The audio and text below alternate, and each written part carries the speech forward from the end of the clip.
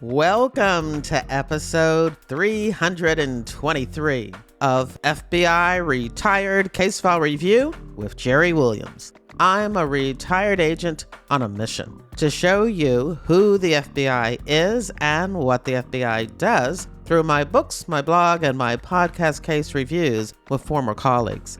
Today is a crossover episode with Stop the Killing podcast.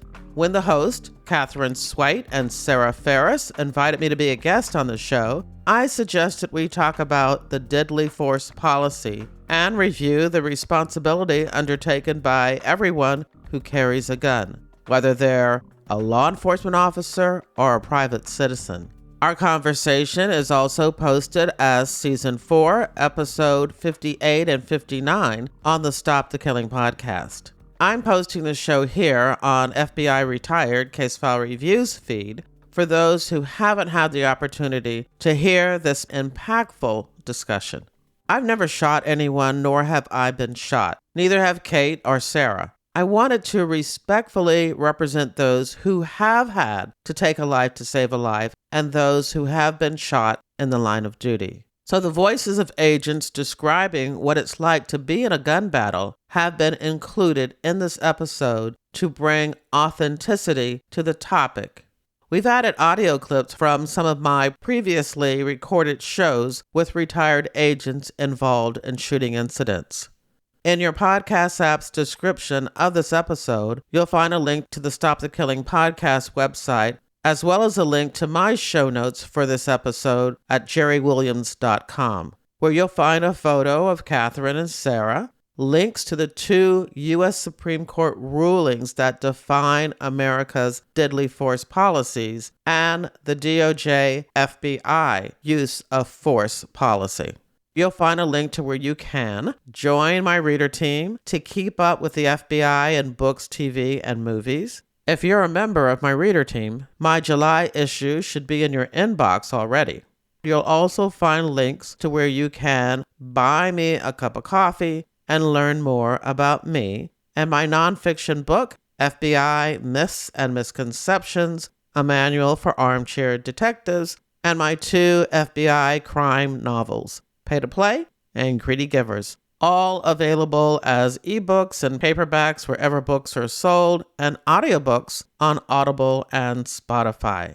I dedicate this show to all law enforcement officers who have made the ultimate sacrifice. I hope my conversation with Katherine and Sara provides an understanding of what it's like to carry a gun. Please stay safe, and thank you for your support. Now here's the show.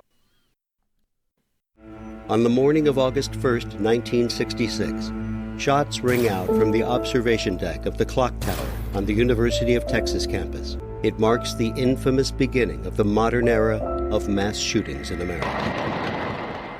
I'm Sara Ferris, true crime podcaster. And I'm Katherine Schweit, the former head of the FBI's active shooter program. And you're listening to Stop the Killing. This is Katherine Schweit. I'm here with Sara Ferris for another episode of Stop the Killing, and we're happy that you joined us today. We have a discussion I think that you will find fascinating because it's one that you don't really hear, which is law enforcement officers talking about the challenges to carrying a gun and firing a gun and the decisions that they have to make. I'd like to talk a little bit about civilians carrying guns and just kind of roll those two thoughts together to see, because we're all people carrying guns, making decisions. And so today we are so honored to have on the show our good friend, Jerry Williams, who, like me, was in the FBI, but she was in for 26 years, mostly in Philadelphia, 24 of her 26 years in Philly. So she is a Philly gal for sure. Definitely. But Jerry, welcome to Stop the Killing. We're so thrilled to have you here. Jerry has her own podcast. Oh, well, thank you. Yeah, I've been the host and producer of FBI Retired Case File Review for more than 8 years. I started in January of 2016. And on the podcast, I exclusively interview FBI retirees, usually agents, but also have had some wonderful professional support staff on, and we review a case or an FBI program. Yeah, the show's been running now for many years and having a fabulous time showing everyone who the FBI is and what the FBI does. I love that. It's something that so often people say, well, what's it like to be in the FBI? You want to know what that's like? Listen to Jerry's podcast. And she has talked to many agents who have been in firefights or avoided firefights, gunfights, you would call them. And so she brings a beautiful expanse of views about how we've dealt with this over the years and our own deadly force policy. That's what it's called, the deadly force policy. So we're thrilled to have Jerry on today to talk specifically about what does that mean, deadly force policy, when a law enforcement officer makes a decision to pull a gun. Then how does an officer make a decision to fire or not fire a gun? And that's called a deadly force policy. Every police department has one. Federal, state, local, tribal law enforcement officers have them. All the departments have similarities in their policies, but there are nuances to different policies, and every community and law enforcement officer has its own kind of word version of it. But we're going to talk about the FBI's version today, which is pretty similar to what you would see in others, just because we're going to compare it with some stories about FBI shoots and the challenges that come with doing that. So welcome, Jerry. That's my real welcome. Welcome, Jerry. Why, thank you. When I got the invitation from you and Sara about coming on the show, I thought to myself, what can I bring that will add to your show and give value? And the first thing that I thought about was that whenever I go to speak to a group, especially if they're children, the first thing they ask is, have you ever been shot or have you ever shot anyone? That does not surprise luckily, me. and I say luckily because taking a life is just an unbelievable thing. Even if you are in the right and you're doing it for all the right reasons, I cannot imagine what that must mean to anyone that has had to do that. So I'm very fortunate to be able to say, no, I've never shot anybody and I have never been shot. But I have been throughout my career in those situations where my gun is out of the holster. Yep. I haven't That's had the to make a frightening part. decision, but when you go into a house and to make an arrest, your guns are out of the holster. And in an arrest situation, you've got to be on the ready. You don't know what's going to happen behind the door. I was a fraud investigator. I worked Ponzi schemes and embezzlements and things like that. But as I always stress to people who are interested in coming to the FBI, just because that's going to be your assignment or that's the area you want to work in, you are a body. And if the FBI needs a body to go someplace and you're there, then you go. So I have been on many, many arrests. I was assigned for about 3 or 4 years in our Cherry Hill office out of Philadelphia, and that covered Camden. And it was during a time when Camden was one of the biggest drug markets in the country and one of the murder capitals. And I went on every single major drug arrest, or search warrant that they had. So, yeah, I've been placed in those situations many, many times. And so, yeah, I really was interested in talking about this topic. I think that it's something that probably people like where Sara lives in the UK, in London, they don't experience on a regular basis and maybe don't I ever dissect, I would guess, right, Sara? Well, that's interesting because I just finished editing an episode that we've done with the retired Scotland Yard homicide detective Stephen Keogh, which will be coming up before this. So hop back in the feed and have a look. He was speaking about how it's not a decision that he had to make. He didn't even carry a weapon at all the entirety of his career. And I asked him if he had to carry a weapon and knew that was part of his job to possibly have to pull a weapon on someone, if that would have changed his career path. And yeah, well, you'll have to tune in to see what he says. But I want to ask him that question. Cliffhanger, ladies, cliffhanger, we love it. But I want to ask that question to you, Katherine, as well. Have you ever had to pull your weapon on anyone? Oh, yes. I mean, I've pulled my weapon on people because that is, as Jerry was just saying, there are many occasions when a law enforcement officer has to have their gun out. Have I ever had to pull a gun out and return fire because I was afraid somebody was going to shoot me? No, I've never been shot and I've never fired at anyone. And that is probably a common experience for most law enforcement officers. And we certainly know it is for most FBI agents. And Right. Jerry mentioned talking to kids. That is the first thing that kids always ask you. I so concur in what you just said, Jerry. When kids would ask me, I would always answer that question. And then I would say, my job as an FBI agent is to arrest people and take them to court so that judges and juries can decide whether or not they did something wrong. So if I have to shoot somebody, probably we kind of did something, wrong earlier on. Maybe we might have been able to do something before that to avoid a shooting. You can't always avoid a shoot and you don't invite it. You just have to be prepared when it happens, and you have to be very skilled for that. And so we do a lot of training for that. And I've given so much thought to the idea of if I did have to shoot and kill somebody. And there were people, I'm sure, Jerry, in your class, there were in my class, there were 2 people in my class who chose to step aside because they decided after all the training they did not want to be in a position where they might have to kill another human being. Interesting. Yeah, I don't think there was anybody in my class that left because of that, but I have certainly heard of people who didn't get the memo when they were recruited. And once they got to Quantico and they had that gun in their hands and they were doing the training, they realized, I thought I could do it, but this is not for me. Our firearms trainers at Quantico were very supportive of that. And they would say that often. They would say, as we go through this, if you think you cannot do this, we're fine with that. We will find another job for you in the FBI to make sure that you have a career that you find fulfilling. We want you to be comfortable going to this spot because it's also important to the agents around you that you are able to protect them if they need your firepower. And I always remembered that. I would always go to the gym. I always tried to stay strong because I knew that if I was in a firefight, if somebody was near me and they got hit, I would have to use my strength to pull a 180-pound guy out of harm's way, behind the wall or behind the car where I was. And the only way to do that was to stay strong. And I always thought about that. So you prep for it, but I was never in one either. No. Gun out a lot, though, just like Jerry said. Action is faster than reaction. And my second week in the FBI, a tactical team came through and said, hey, can you come with us? We need to go arrest this guy who's wanted for murder. And I was clearing a stairwell with my gun out, the second week in the FBI. Thinking to yourself, oh my God, this is just like on TV.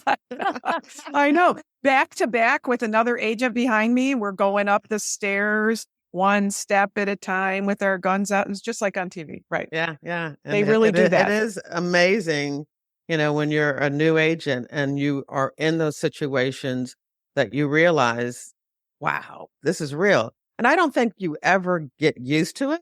Yeah. You might not be thinking about it as you're actually going up the stairwell. But when you get home that night, you're thinking like, wow, people watch this on TV, but this is reality.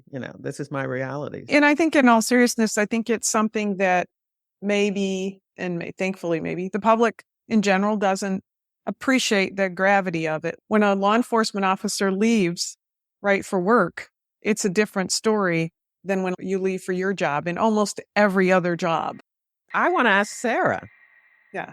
What do you think, Sara? Would you have been able to do this job?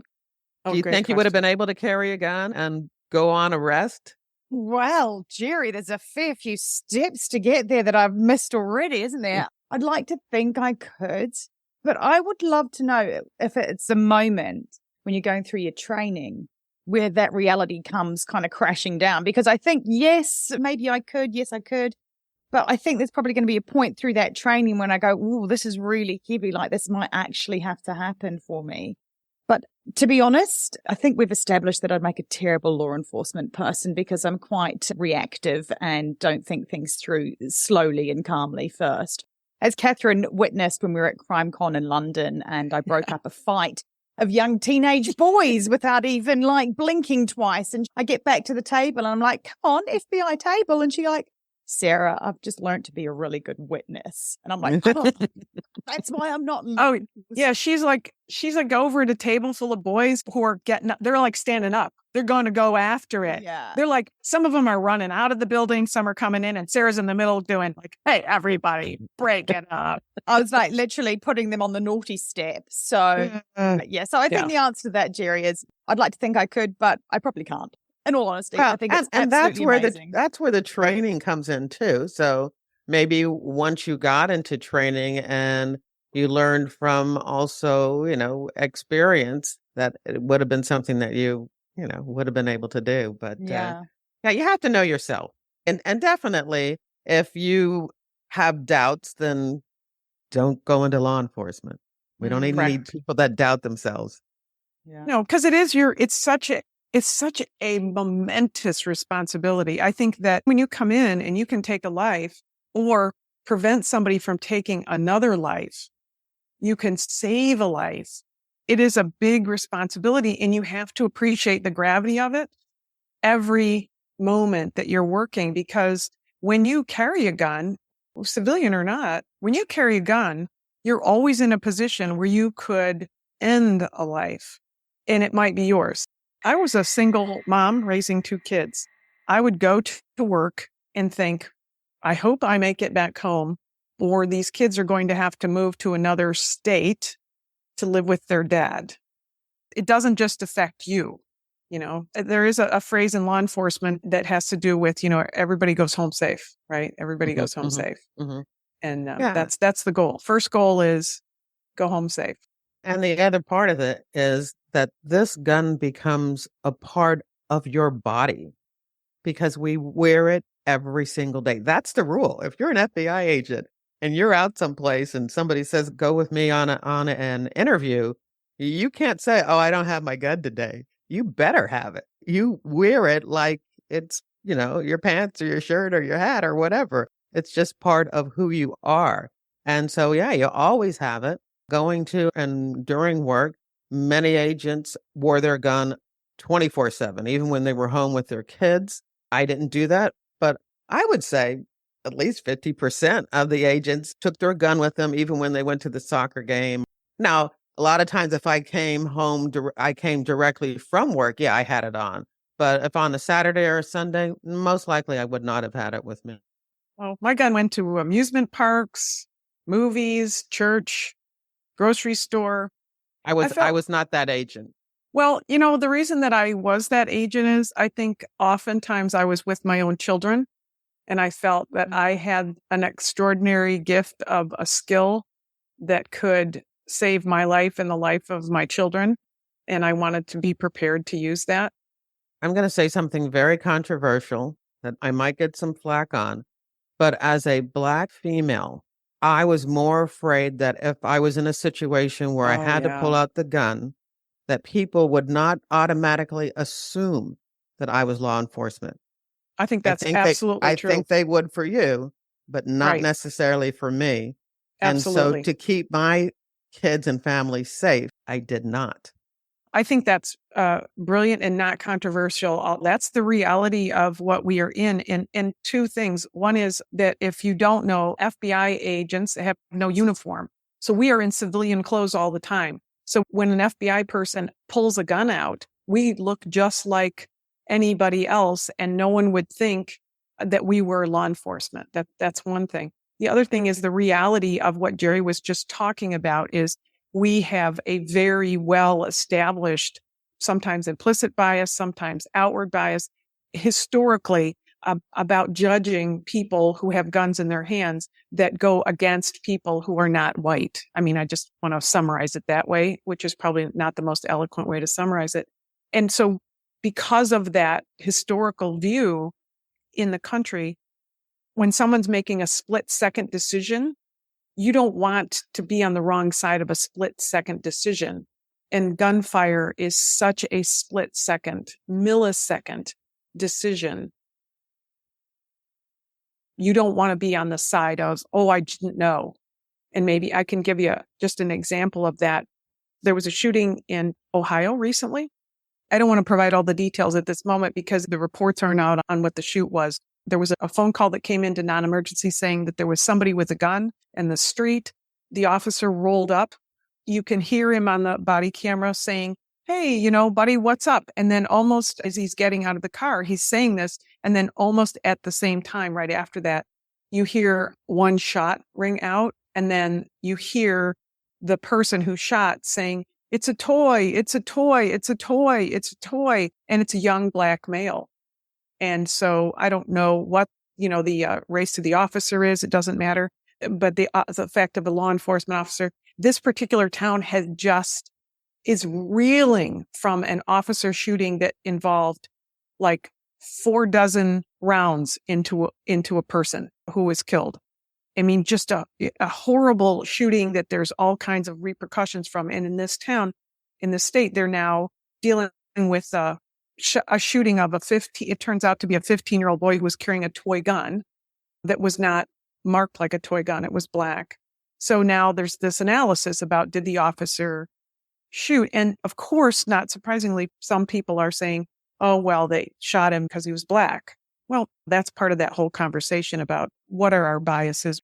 How do you make a decision? Which really leads to what we wanted to talk about today, which maybe, Jerry, I'm going too far afield, but just to ask you, maybe could you articulate what a deadly force policy is? Yeah, I actually looked it up because I don't want to improvise on this. And this has been updated since 2022 because there have been a lot of issues and a lot of things that have happened. And so the Department of Justice updated this May 20th of 2022. And basically it says that deadly force may not be used solely to prevent the escape of a fleeing suspect.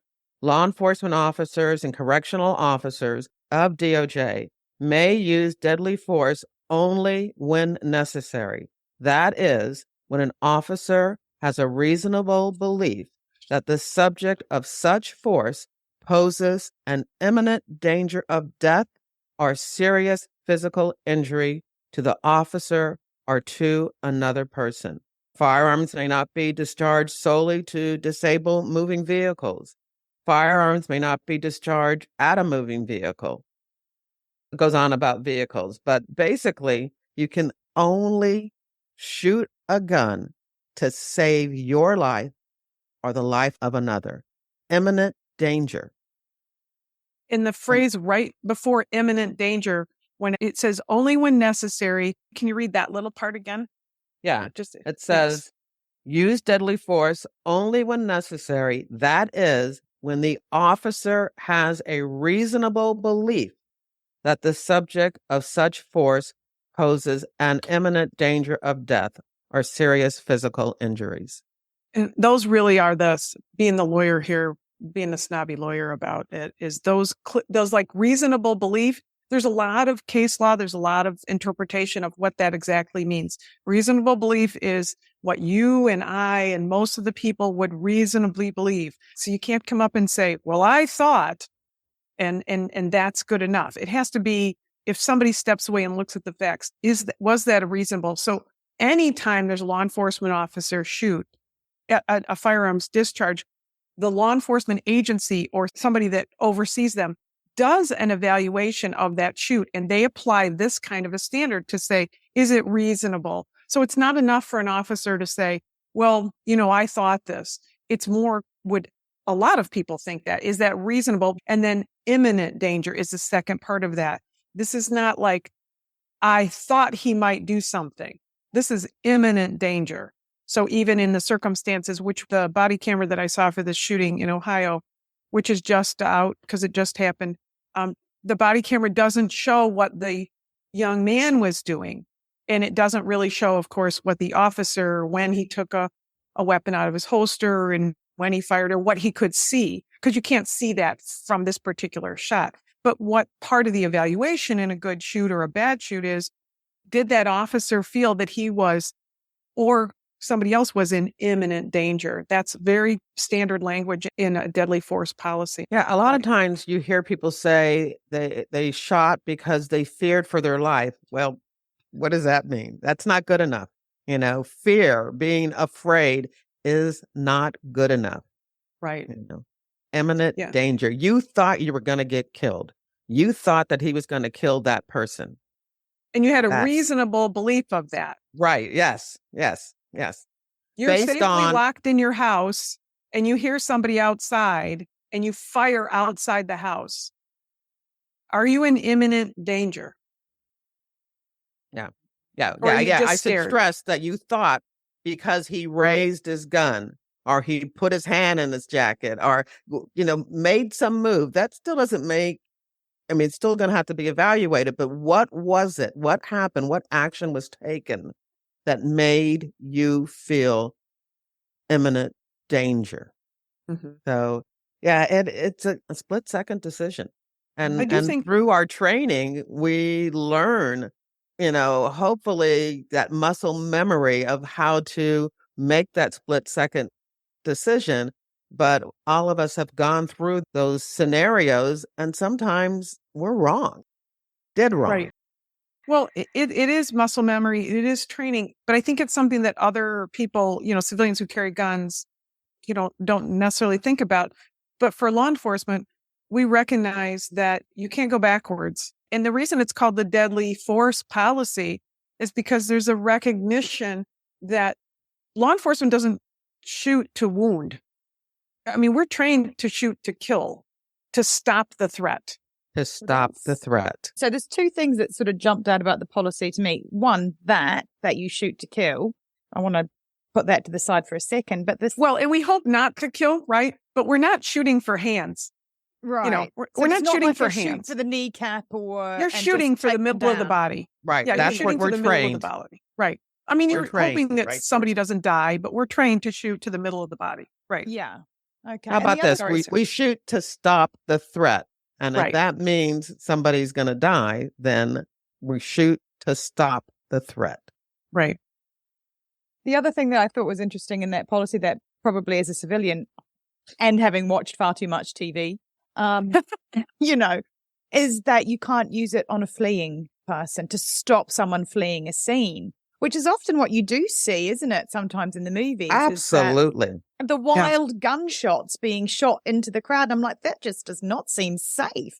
So it is not a no-go. Yeah, it is not. That's not real people. Okay. No, and you know what? In part because it's difficult to fire a gun and it accurately, and it takes a lot of training. And when somebody is moving away from you, your odds of hitting them is further and further away, harder and harder, less successful. And also, you are throwing rounds where that's what we would call it, right? You're throwing rounds. You have no idea where they're ending up. In law enforcement, you're trained to account for every bullet that's discharged from your weapon. So if you are in a street and somebody starts firing at you, law enforcement is thinking not only about firing, even if they're subconsciously thinking, you're not only thinking about you're discharging 3 rounds at this person, you recognize that those rounds may go through that person and hit another person behind them. Or you may miss your target altogether and it's going to hit and kill somebody behind them.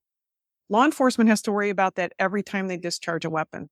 Wow. And we should also say that when the shooting review team looks at a matter, it may not have anything to do with anybody being shot. It has to do with the discharge of your weapon. Right. They're looking to see if that deadly force policy was followed even when no one was hit or killed. Yep. Our analysis is if you discharged a weapon, we want to know if they were justified in doing that under policies and procedures the department has, in our case, the FBI. And if it isn't, you're going to be disciplined for it or even dismissed, right? I mean, you must only discharge a weapon for that reason. And so that it's a very high bar to discharge a weapon. When I first started, we were issued 6-hour 226s. Yeah. And those are 9mm. And Sara, I know this is exactly, the details that you need. You're using numbers as well, which is really helping, me in numbers. But the later they were issued Glocks, the Glocks have plastic frames, but the 6 hours have metal. I used to say to people, shooting's so complicated. If I really need to use my weapon, I might just hit somebody with it instead of just firing it, because you don't want to discharge a weapon unless you really have to. I appreciate so much that you took the time to go back and pull some clips from some of your interviews. It was very generous of you, particularly because understanding what somebody who's had to discharge their weapon and then get shot or get shot at or kill people is such a weight. So it's wonderful that you got them to open up a little bit and help us understand what it's like. Maybe we could just start with Craig's clip, maybe? What do you think? Yeah. So Craig Arnold, it was episode 263, and I can't remember if he was in New York or North Jersey, but they were working with a cooperator, with an informant, doing some type of a buy situation. And they were in the other room watching everything, seeing when the exchange went down, and then they were going to arrest the subject. And during the transaction in the other hotel room, the subject pulls out a gun and is going to shoot their cooperator. And Craig is able to come through the door of the adjoining rooms and shoot the subject. And he died. So before we play the clip, I would just want to add that when anybody in law enforcement is working with a cooperating witness, or when we're with a civilian, it is our responsibility to protect the life and safety of that person. Absolutely. That is our highest priority in those scenes. Even if it means you let the bad guy go, that's fine. Your job is to protect an unarmed civilian who is with you to help you to accomplish your job. So I'm sure that in Craig's situation, he realized immediately that he was responsible for the safety of that individual, and that he recognizes, as any law enforcement officer would, that you've put them at risk and putting them in this room. Now you must act as quickly and as efficiently as you can to make sure that that person in that other room is safe. Right. They have a video on their informant. They can hear what's going on. And as soon as he realizes the person is not safe, he is acting. He is making that action. And actually, that video of what happened is out on the internet. And I have it listed in the show notes for his episode, which is episode, I think I already said this, but 263. And he talks about shooting incidents. And he also was awarded several FBI medals of honor. And I think he might have been one of the people that have had a large number of FBI medals of honor because of his actions. But he really talks about what it feels like to have to take a life to save a life. And I think that is what we should really stress today, that, he wasn't going around and beating his chest and all excited about what happened that day. I'm sure he had moments where he really had to think about what happened and then keep telling himself that he took a life to save a life. So let's hear what Craig has to say in his own words. I know our guy didn't have a gun, and when I heard the shot was fired, I knew something bad happened. My partner and I initiated our entry, opened the door, pushed it open. I drew my Sig Sauer P220 45 caliber in a shoulder rig. As I'm coming to the door, pushing it open, I'm reaching for my weapon and drawing it. And right in front of me, who do I see is the subject. He had just let another round go, which fortunately missed the cooperating witness. And then he hears me coming through the door. And in slow motion, I see him turning toward me with his weapon to engage me. I'm thinking to myself, you better be quick about this or something bad's going to happen to you and the source. Fortunately, I was able to draw my weapon quickly. I shot him 4 times with a 45 caliber weapon. He went down on my feet. As we say, he was dead right there. Wow. That's just the reality of what it's like to do this job. And that's what you see on TV, but that's a very rare occurrence. And when it happens, a law enforcement officer can't hesitate. And you could hear him saying that. He was thinking, and I'm sure in that slow motion in his head, I have to act as fast as I possibly can. Right. Right. I mean, you hear how that incident ends, but how does it end for Craig afterwards? What sort of support is available to the FBI once they've or any law enforcement.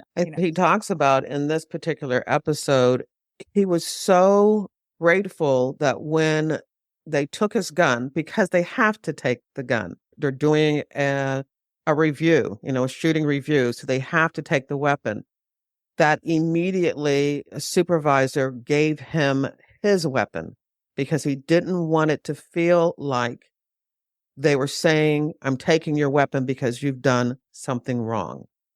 And so I think he really appreciated. I'm trying to make sure I didn't get the different interviews that I've done mixed up, but I'm pretty sure that was Craig who talked about how a relief that simple act of kindness was to help his mind start to understand that his actions, were necessary and that he did the right thing. That's FBI policy, that your gun has to go in for ballistics because there's going to be an investigation for whether it's a good shoot. But we also remove anybody who was involved in the shooting from the scene because we're worried about their care also, recognizing that it's going to sink in what they just did. And it is our policy that we hand a weapon back to an agent if they're in a position to take a weapon back. And part of that is just what Jerry mentioned. It's the idea that we're knowing that you might have had to have done something that was required. That part of what Jerry said before, which is so well articulated, this is a gun is part of your body. It's part of your equipment. And to suddenly have an empty holster would be pretty jarring. And for days on end to have an empty holster as an agent when you're still required to work would be pretty jarring. And are you still required to work? Is there no kind of, I don't know. Well, no, I mean, they're not sending you right back out on the street that very second, right? But you're still on duty and an agent is on duty all the time. An FBI agent's on duty 24 hours a day.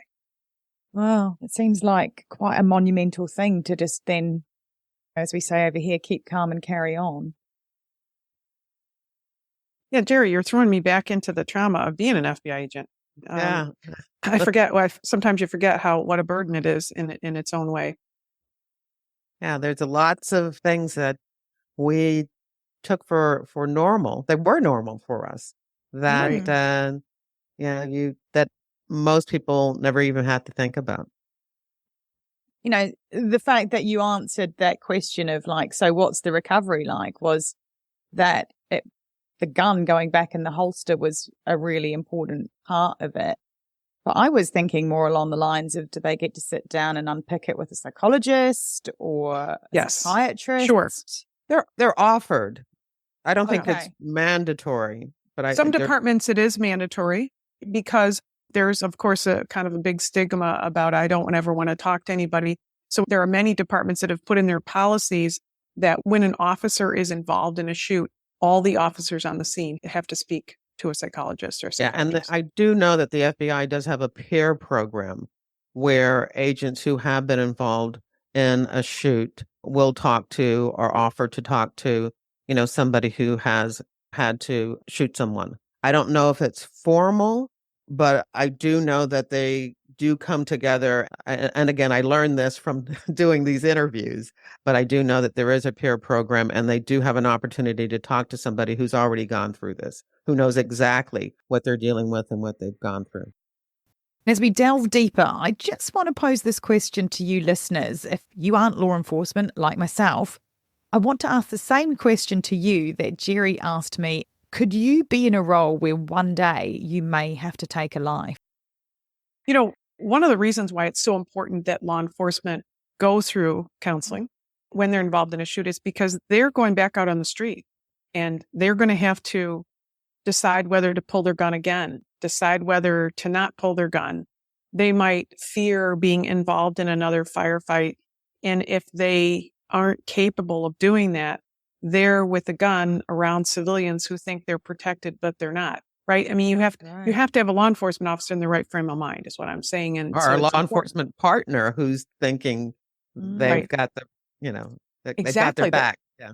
Right. I'm out with you, but I just was involved in a shoot a couple of years ago, and I don't think I'm ever going to pull my trigger again. And Jerry and I are out on a surveillance and something bad happens and I can't protect my partner because of these issues that I never dealt with from 2 years ago. That's a very serious, right, a reality. And I think also the reality of you've got a clip from somebody who was shot and what it's like to be shot. Those are the ones that are the most powerful. I'm going to admit to something, and I don't know if this is your case, but I always had that dream while I was in the FBI. It wasn't a nightmare. It was a dream that I was in a situation and I had to shoot someone or I was in a firefight.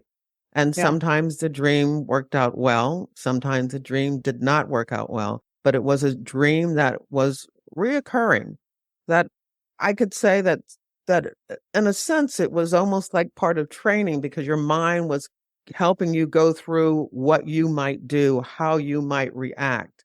And to hear these guys actually talk about being in that real life situation was, I'm listening to them as we're recording the interview, and I think it affects other law enforcement officers hearing these stories probably more than it does the general public because you're still listening to it as a TV show or a movie. It's hitting us as real life or something that we've, if not in actuality, been through, something that we've been through mentally many, many times. Yeah, I'm glad you're shaking your head because I didn't want to know if I would. Yeah, I know that's fascinating to hear you say because the same thing, right? I mean, I would think I must be a little kooky to be dreaming about being in shootings. But I love that you say it's part of, I think it is now that I think about it. I think the way you say that, absolutely, that's part of training, the idea of being prepared all the time. And this is like equally perhaps creepy to other people, but I would, you always have your gun with you, but you have it near you and you think more often about pulling it out or having your hand on the butt of the gun to pull it out, things like that.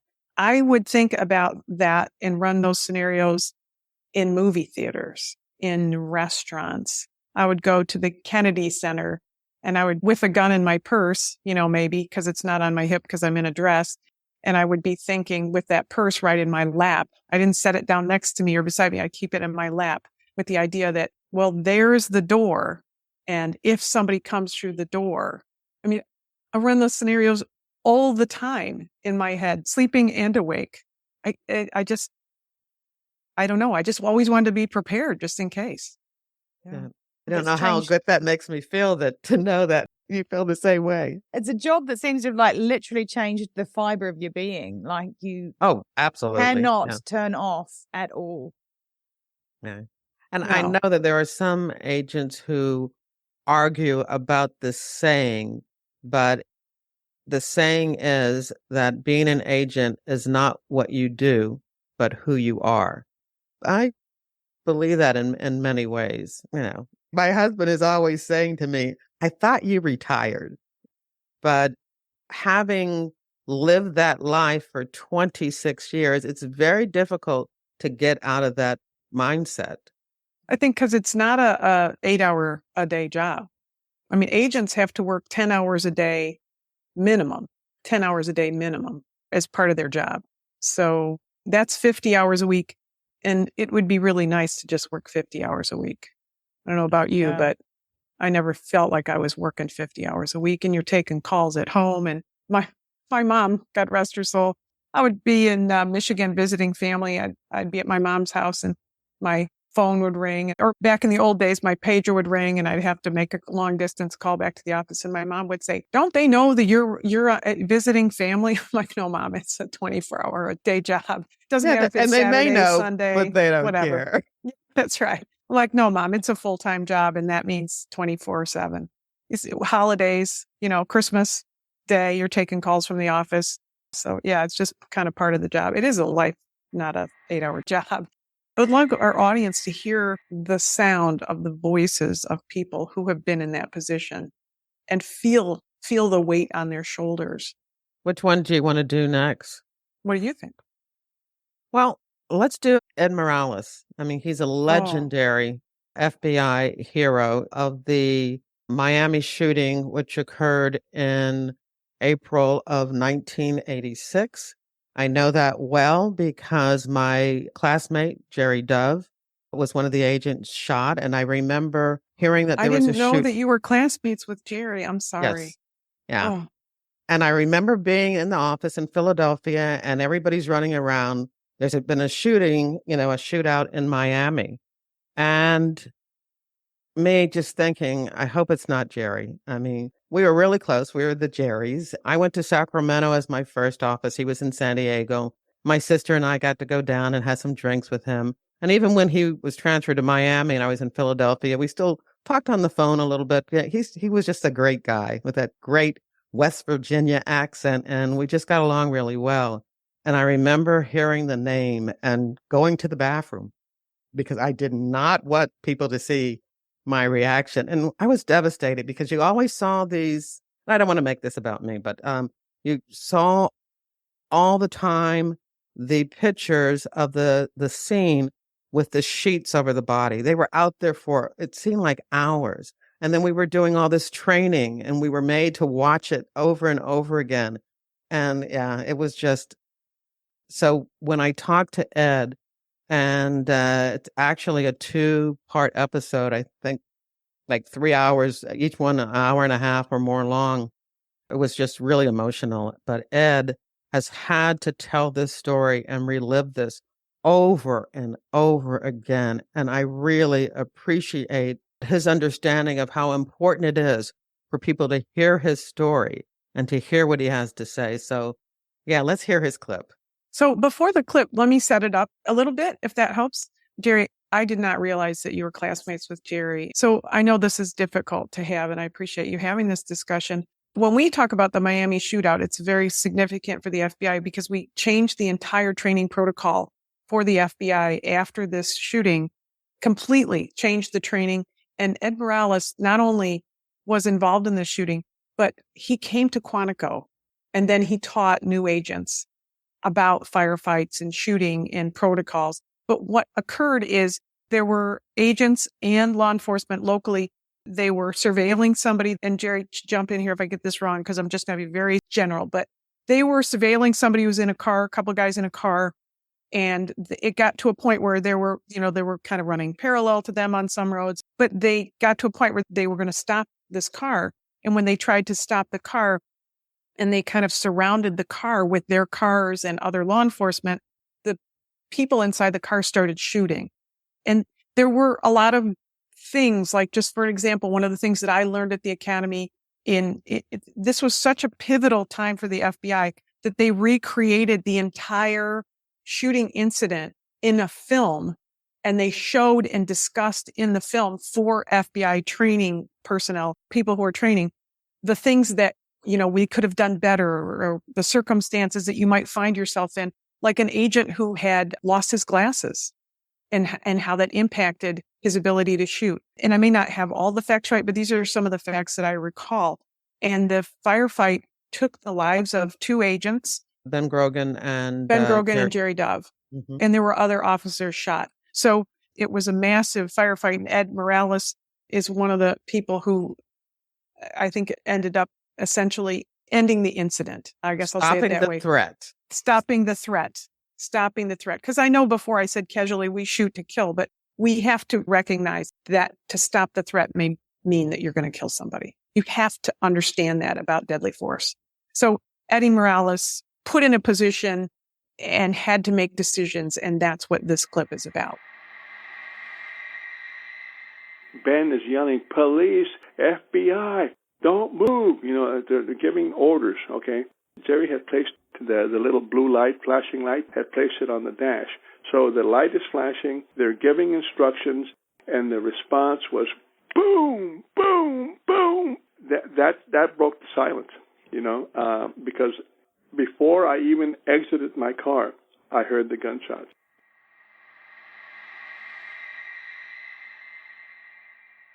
There were other officers injured and wounded, and that firefight lasted more time.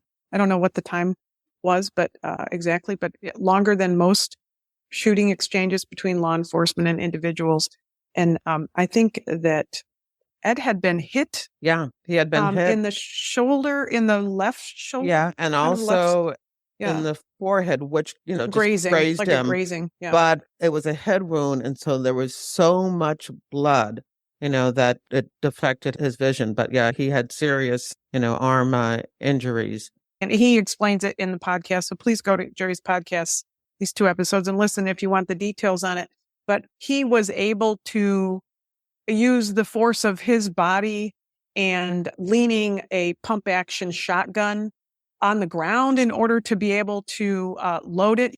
That takes 2 hands. And when you only have 1 hand, you got to improvise. And that's what he had to do in order to lean it against himself and his body and in the ground and try to load rounds into that shotgun in order to end the threat. And he was able to do that. And only then could they go to see whether or not they could help people who were injured and help them survive. Yeah. And he was able to shoot and kill the subjects in order to end the firefight.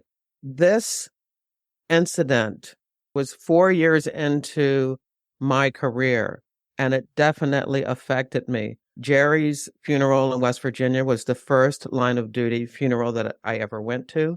And it really set the tone for me about what this job meant. Even if I wasn't working violent crime or terrorism or, being involved in a situation where this is daily for me. I was doing frauds and white collar crime. This Miami shootout incident was what, for me and for most of the agents in the Bureau at that time, really got a good understanding of what this job really means, as far as keeping yourself safe and saving the life of others and your law enforcement partners. When you talk about gravity of things and law enforcement being prepared, I worked in the Washington field office of the FBI. And before I got there in 94, Martha Dixon Martinez was killed. She was an FBI agent who was simply working in the police department offices with other police officers when somebody came into the DC police station, walked in and started shooting at people. And Martha Dixon Martinez had been married not too long before. And she was an agent working in the Washington field office. That happened in 94. I became an agent in 97. I knew about that and how I saw the visuals of where she was and where the gun was. And that's why my entire career, I wore that gun on my hip. I wanted to add, because there were 2 others killed in that incident, so I wanted to make sure that we acknowledged them. And it was Mike Miller, who was another agent out of the DC office, and Police Sergeant Hank Daly. They were also killed. They were working together on a violent crime task force. They had office space right there in the Washington, D.C. police headquarters. And somebody came in with a gripe against a totally different detective. And he got turned around and went into the wrong room. And once he got in there, he started shooting. And those 3 individuals were shot and killed. John Kuchek, who was also part of that, survived. He was shot 4 or 5 times, almost fatally, and he pulled through. But I was able to talk to him in episode 267, and it was the first time he had ever participated in a recording. He'd spoken to law enforcement officers as part of training, but this was the first time that he spoke to someone like me to address the public. And let me back up for a little bit to say that I did a whole episode on Martha Dixon for Women's History Month in 2022 because it was the 50th anniversary of women in the FBI. And I thought that'd be a great way to acknowledge women FBI agents, was to do an episode on Martha.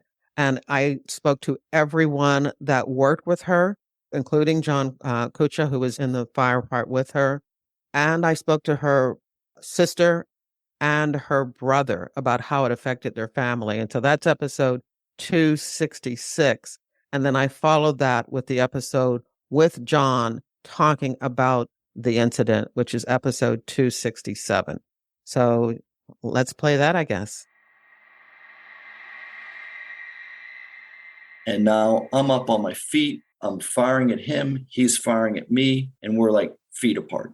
and I'm getting hit. I'm getting hit in the upper chest. I could feel it. Initially, the bullets were burning, but it wasn't like they hurt. It was the acrid, pungent smell of, I guess, gunpowder, like you're at the range. At that moment, the bullets hit my femur, my upper leg. That was when I felt excruciating pain. I can't imagine. I just can't. I just can't. A femur puts you down.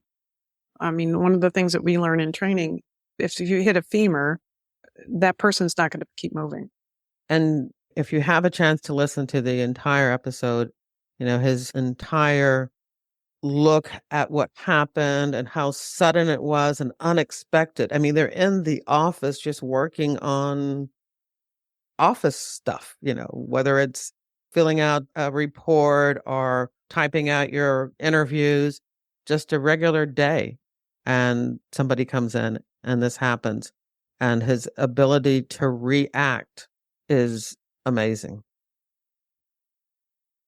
I think it's a frightening reality that law enforcement kind of thinks about all the time, and then we try to put it away because it's part of the job every day. And every day you think you can't do your job every day if you're worried all the time that you're going to get killed or kill somebody. It's like saying that, a car is a deadly object. And when you go out to drive your car, you just drive your car.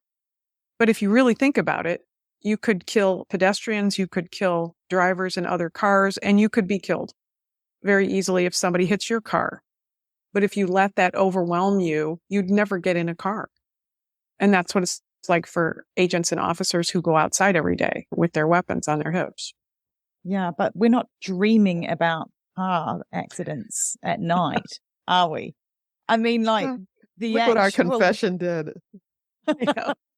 You know what? I think that's because I think we dream about it because I think we feel, at least for me, I don't want to speak for you, Jerry, but I think I feel such a sense of responsibility as an FBI agent.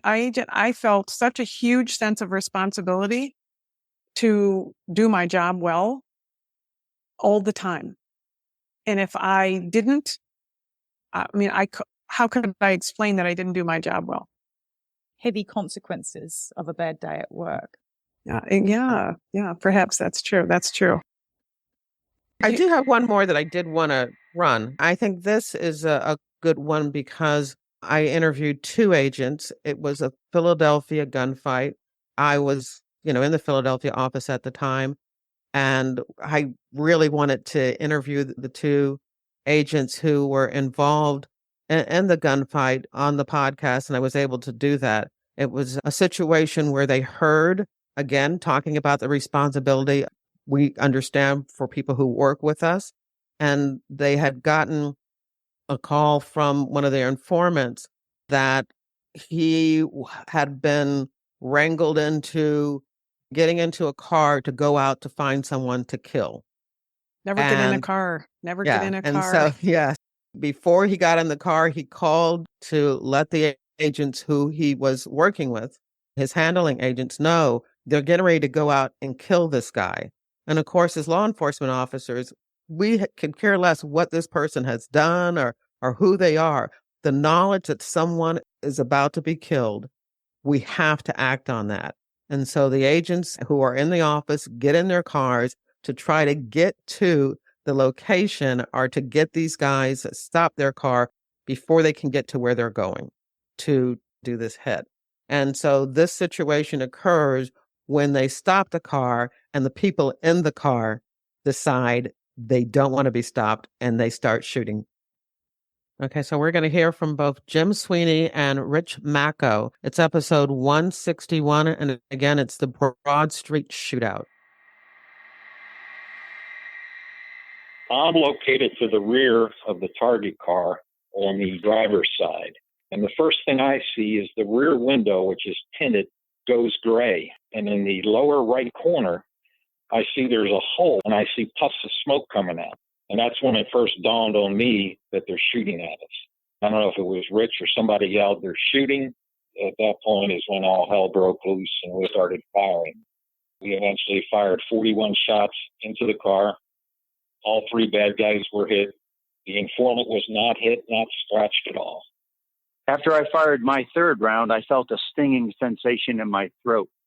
I put my hand up to my throat to feel it and pulled it away and was covered in blood.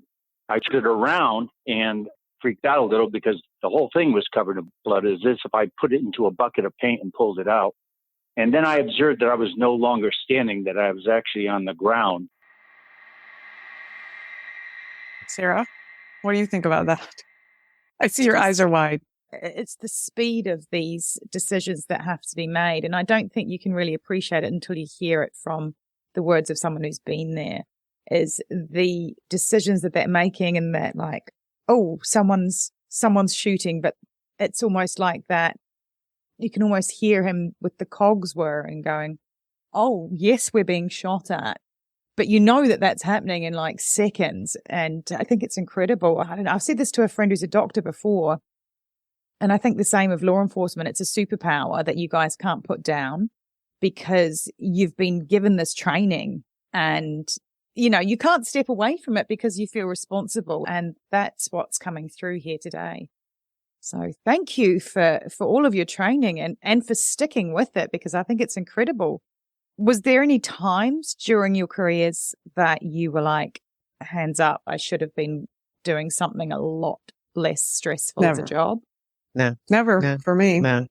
I think you take that responsibility. When you listen to that clip, you can hear, I agree with you, Sara. The wheels are rolling in his head. They're doing the analysis about what is happening. And imagine they recognize that they have an innocent source in the car. I mean, they have an unarmed source and they're shooting into the car. A lot of times people say, well, the police shot all those rounds. And that's because your job is to end the threat. End the threat. Somebody's shooting at you, end the threat. Do you shoot twice and then you wait and see if the threat is over? I think that's a hard reality, that when people talk about how much force did law enforcement use? Oh, they fired 20 rounds. He emptied his entire magazine. Yeah, because because you don't fire one at a time and then see if the threat is still chasing you, coming after you, because the person on the other side is still firing at you. They're not counting any rounds. They're emptying every round they have from their weapon. And that's the reality of, you have to fire until you're confident that threat is over.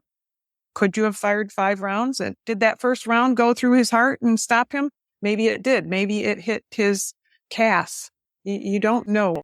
I remember reading that shoot review and thinking to myself, as I was reading through it, I remember thinking, there's no way that this guy survived. There's no way their source survived. No way. And their source was unhit. He was sitting in the middle of the car, I recall, middle of the back seat, I think, which makes it even more amazing. Well, hold on. He was sitting in the middle of the back seat. I believe he was. He got down. I remember them saying on the episode that he got down and almost like as in the car bottom, and like he could almost wedge himself under the seat. He knew to keep down low, and yeah, he was safe. That was amazing. I was so happy to read that he survived. Yeah, just all of these agents who were able to recount these moments. You know, it's just amazing. This is institutional knowledge to be able to talk about it today. And I just appreciate their willingness to share what happened to them, so that if we're ever in a situation, we may be able to use what they did in order to keep ourselves safe. And I would say, and to keep civilians safe, because here's one of the things that we learned from the Miami shooting, part of the redesign of training. The law enforcement officers moved their cars to pin the other car, essentially, where these 2 guys were inside the car. And the law enforcement officers moved closer. And one of the things that they took away from that Miami shooting was that we don't need to be that close. So we can park further away and we can yell to them and say, hey, get out of your car. And that was a safety factor, not only, for law enforcement, but a safety factor for them too. When I was asked to be on the show, I again wanted to talk about something relevant. And I had listened to your episode about the Kansas City parade. And you said a few things there that really made me think, this is what we need to talk about, the importance of deadly force. But I wanted to bring up the fact that it even hit more recently because I'm not living in the Philadelphia area anymore. I moved to Raleigh, North Carolina to be close to the grandkids. And my husband has become a season ticket holder with the NC State women's basketball team. And so on Monday, both the men's and the women's team this year got to the Final Four basketball. And so, yay. And so Monday was the parade, the Final Four parade at NC State on the campus. And as my husband left to go to the parade, it was in the evening, I said to him, "Don't get shot." And it was a flippant remark, but I didn't feel good until he got home because of the situation in Kansas City, of the situation that happens when there are large crowds around in this country. And so what you said in your show that made me think about, we need to talk about what trained officers go through really hits home. So cue the clip. When you think about taking a gun someplace, you may have a legal right to carry the gun. You may not necessarily have the right to fire that gun. And when you fire a gun in public, you run the risk of hurting people. People are not as good with a firearm as they think they are. I mean, law enforcement that trains all the time only hits their mark so many times. It's kind of like baseball averages when the adrenaline is going and the person is running and moving. And every round you discharge from a weapon is going someplace until something stops it. And in a crowded area, that someplace could just as easily be an individual. So be circumspect about bringing a gun to the fight, because when you bring a gun, you add to the problem. Because if you draw a gun and you fire, you could be the one who's being arrested because you killed an innocent person, and you will have to live with that. So don't bring a gun to the gunfight unless you need to. Mic drop. Mic drop. I mean, when I heard that, I was like, this is it. We need to discuss this. For those of us who decide to carry a gun, and again, that's all right. You need to think about this. Law enforcement's thinking about it all the time, even in our dreams. Dreaming about it. So if you are a private citizen and you want to do this, then you need to start adopting this mindset, in my opinion. No, I absolutely agree. Obviously, in that episode, we talked about it at length, and so I won't go on about it here. But I think that listening to what Jerry brought to the show today, you get an opportunity to hear the gravity and the impact and how it affects you from your life and your career, but also in your personal life. And that's just the reality of people who carry a gun all the time. We live in a country now where there are more guns than people. The weapons are out there, and reaction is faster than reaction. If the law enforcement officer believes that there is an imminent threat, if they have a reasonable belief that there is an imminent threat, a danger to themselves or others, they have a legal right under their training and the laws to use their weapon to end that threat. But you as a civilian do not. If you as a civilian shoot, you will be involved in legal actions, and you will pay thousands and thousands of dollars for legal representation, even if you did nothing wrong. And I say that as a lawyer. That is part of the reality of the legal system that we live in. And so it's okay if you carry a gun, but you better get the gravity of what it's like to carry a gun. And I'll just add this sentence. There is no data that says that good guy with a gun works. We would like to think there might be data. There isn't. So stop saying good guy with a gun is the solution to every mass shooting or active shooter. It isn't, because there's no data to support it. Maybe someday there will be, but for 25 years of data, there isn't. So I get you want to carry a gun to protect yourself and your family. You absolutely have a right to do that, but you will be judged on some of the same standards that law enforcement is judged on. Does a jury reasonably believe that you were in imminent danger? Not afraid, imminent danger for yourselves or others. And I would just add that one of the saddest cases that I studied when I was with the FBI and working on their research was two civilians one who was carrying, they were in a grocery store. There was a shooter who came into Walmart who had shot police officers and killed them at the location right nearby. And then they fled that location. That shooter came into Walmart and went back towards where Walmart was carrying weapons and ammunition. The two men who were at the kind of the refund aisle, the customer service counter, they left the store. And then one of them who was carrying said, I'm going to go back in and take care of this. And he went back into the store and he followed the shooter. And what he didn't know is that shooter's wife was also a shooter, and she was right behind him. And she lifted her gun and popped him in the head and killed him. You don't know the circumstances. You're not trained to do what law enforcement is trained to do. Think about that before you carry a gun. And most importantly, think about that before you choose to pull a gun out of a holster. You really said everything that I would say. But the most important thing is also, when you think about the consequences, think about the responsibility. And if you are going to carry a gun, make sure you keep up with your training. Yes. Just because you bought a gun and then you took a course, 3 years ago is not adequate. It is not responsible. Law enforcement and the FBI 4 times a year, we go to firearms training to qualify. And you shoot more often than that, but that's just to qualify. Every quarter, just to qualify. Mm-hmm.